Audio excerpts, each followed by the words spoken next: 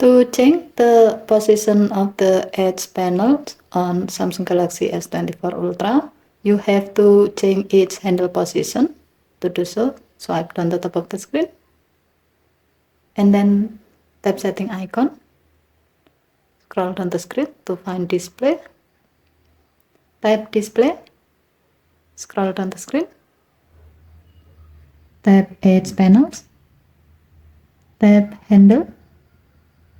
Next, tap position and then select left to place the handle and the edge panel on the left side of the screen,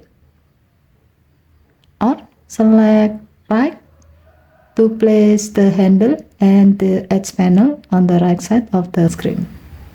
Given to the function, you can place your edge panels on the same side with your dominant hand for easier use. As the example, if you are a right-hand person, it will be easier for you to access your edge panel if you place it on the right side of the screen. Okay, thank you for watching. Please have to like and subscribe. Have a nice day.